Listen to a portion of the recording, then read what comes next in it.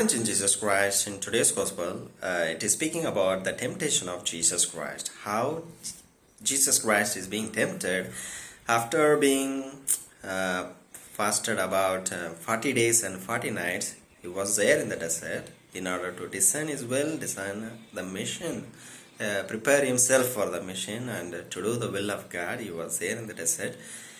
And as soon as he completed that, he was coming out of it hungry. Now, for instance, you imagine yourself, if suppose you are going for fasting, at least one day during the season of Lent. So how much would you feel hungry on the following day?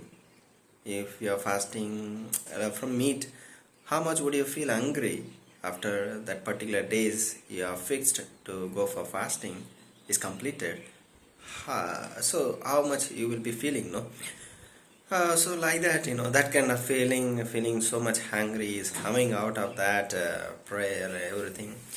And the tempter, the devil was coming, approaching Jesus, asking him, "You make this limestone to become a loaves, and then you eat." And Jesus says, "Every man does not live by bread alone, but by every word that comes from the mouth of God." And then it took him to a particular place and then asking him to see the kingdom over all the kingdoms, and says to him, "Fall to my feet and worship me, then I will give these kingdoms to you." He is the king. He is going to rule the whole universe. It's not that particular place he is going to rule. He is the king of the universe.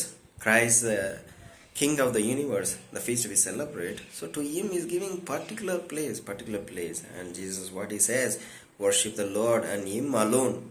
Again he was quoting the scriptures.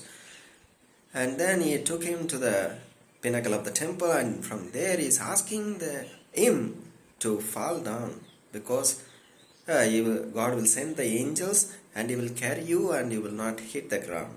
The devil also quoting the scriptures, and Jesus says, "Do not put God into the test." He is also quoting the Bible verses. So here, temptations can be in many ways, dear friends. That same temptation may not come into our life. I am not going to make the stone into bread, but for Jesus it was possible.